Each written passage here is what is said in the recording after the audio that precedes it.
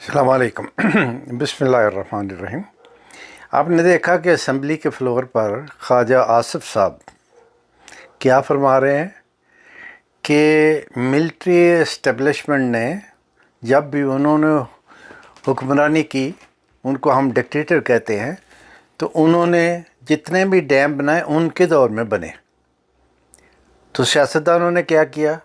اپنی جائیدادیں بنائی، باہر بنائی، اندر بنائی، دریاؤں ندی نالوں پہ قبضے کیے، ہاؤسنگ سوسائٹیاں بنائیں، اور یعنی کہ گورنمنٹ کی دریاؤں کی اور ندی نالوں کی زمین کو بیچ کر اس کو بیچ دیا ہے، اور وہاں ہاؤسنگ سوسائٹی بنا دی، گھر بنا دیے، پتہ نہیں کیا کچھ۔ ابھی دیکھو نا، دریاؤں کے دونوں طرف مافیا نے، کسی نے 400 گماؤں یعنی کہ ایکڑ قبضہ کیا، کہ 1000 ایکڑ قبضہ کیا ہوا ہے۔ تو یہ کیا ہے؟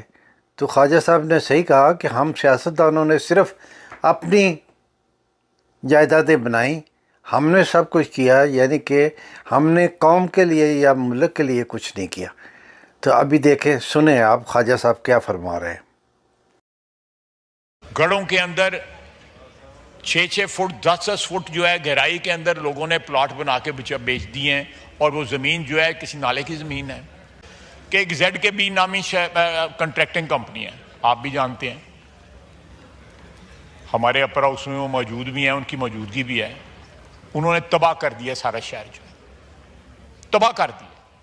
وہ ہمیں رول ماڈل بنائے گی نا؟ ہم نے ہوٹل بنائے ہوئے ہیں دریا کی گزرگاہوں کے اندر، ہم نے جو ہے، یہ سیاستدانوں نے یہ کام کیا ہوا ہے۔ علی محمد صاحب ٹھیک کہہ رہے تھے کہ یہاں پہ تمام بڑے ڈیم جو ہیں وہ ڈکٹیٹرز کے زمانوں میں بنے، منگلا اور تربیلا جو ہے دونوں ان کے زمانے میں بنے، کیونکہ وہ کنسنسس کریٹ کروانے کی پوزیشن میں ہوتے ہیں، ان کے پاس طاقت ہوتی ہے کنسنسس کریٹ کرنے کی۔ کیونکہ ہماری دکانداری ہوتی ہے، اور ہماری دکانداری جو ہے اس قسم کے ایشوز کھڑے کر کے اختلافات کے اوپر چلتی ہے ہماری دکانداری سیاستدانوں کی۔